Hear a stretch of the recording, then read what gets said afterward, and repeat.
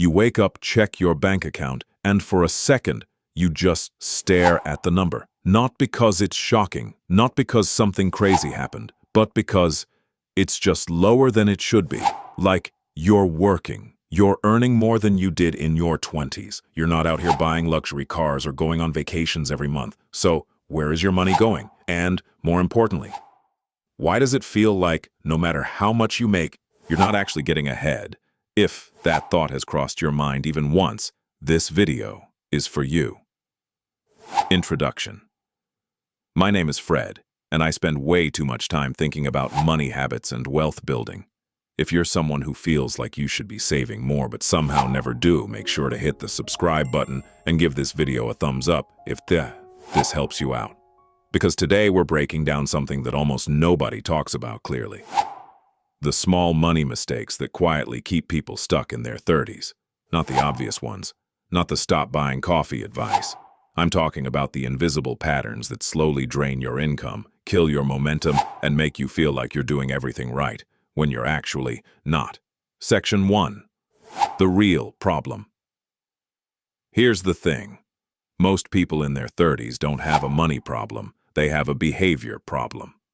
According to data from the Federal Reserve, nearly 40% of Americans can't cover a $400 emergency without borrowing or selling something.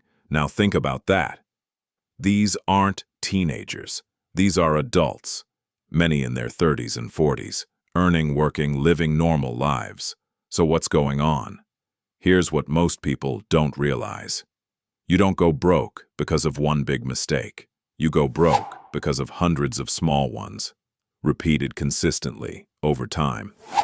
And that's exactly what we're about to fix. Mistake number 1. Treating raises like free money. You get a raise, maybe $5,000 more per year, and at first you feel like, okay, things are about to change. But then your lifestyle quietly adjusts. You upgrade your apartment. You eat out a little more. You justify better clothes, better subscriptions, better everything. And suddenly, that extra $5,000 is gone. According to a study by Harvard Business Review, most people increase their spending by 70 to 80% of any income increase. So let's do the math. You get a $5,000 raise, you spend $4,000 of it. That means your actual progress is only $1,000. That's barely anything. Now multiply that over 10 years. That's tens of thousands of dollars gone. Here's what most people don't realize. Raises don't make you rich. What you don't spend does. Mistake number 2, ignoring small daily spending. Look, I know this sounds cliche, but stay with me, because this is where it gets really interesting. Let's say you spend $12 on lunch, $5 on coffee, $8 on random stuff. That's $25 a day. Doesn't feel like much, right? But over a year, that's $9,125. Now invest that at a modest 8% return over 20 years. That becomes over $45,000 from just small daily spending. And here's the psychological part. Your brain doesn't register small purchases as pain, so you keep doing them because they feel harmless. But collectively, they're anything but harmless. Mistake number 3, not investing early enough. Now this one is brutal because the cost is invisible but massive. Let me show you something. If you invest $500 per month starting at age 25, by retirement you'll have around $1.3 million. But if you wait until 35, you end up with about $600,000. That's a $700,000 difference. Same investment, same effort, just different timing.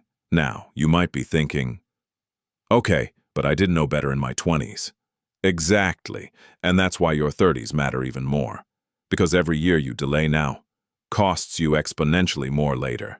Mistake number 4, living without a system. Here's what most people don't realize. Motivation doesn't build wealth. Systems do. If your financial plan is, I'll just try to spend less this month, you've already lost. Because willpower is unreliable. Instead, you need structure, automatic savings, automatic investing, clear spending limits. Because without a system, you're making financial decisions in real time, and that's when emotions take over. Mistake number 5, carrying high-interest debt. This one is quietly destroying people. Credit cards, personal loans, buy now, pay later. Let's say you carry a $5,000 balance at 20% interest. That's $1,000 per year. Just in interest. You're not building wealth, you're transferring it to the bank. And here's the worst part. Most people normalize this. They think it's just part of life, but it's not. It's one of the fastest ways to stay broke permanently. Mistake number 6, not tracking your money. Now you might be thinking, I already know where my money goes. No, you don't, because if you did, you'd probably change something. Studies show that simply tracking your spending can reduce it by up to 20%. Why? Because awareness creates friction, and friction slows down bad decisions. When you actually see, wow, I spent $400 on takeout this month, it hits differently. Mistake number 7, thinking you have more time than you do. This is the most dangerous one because it doesn't feel like a mistake. It feels like comfort. You tell yourself, I'll get serious next year. I'll start investing later. I have time. But time is the one thing you don't control, and more importantly, it's the one thing that makes your money grow. Here's what most people don't realize. Delaying financial action is one of the most expensive decisions you can make. Section: Why this keeps happening. So why do smart, capable people keep making these mistakes? Because your brain is not wired for wealth. It's wired for comfort, convenience, immediate rewards. Saving money requires the opposite. Delayed gratification, discipline, awareness. And those don't come naturally. That's why you need systems, not motivation. Section: What you can do starting today. Let's make this practical. Here are 5 things you can do immediately. 1.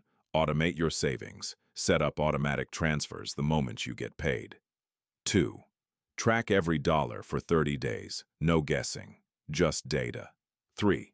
Cut 30% of your non-essential spending. Not all, just enough to create momentum. 4. Start investing immediately, even if it's small. Consistency beats timing. 5. Pay off high-interest debt first before anything else. The bigger picture.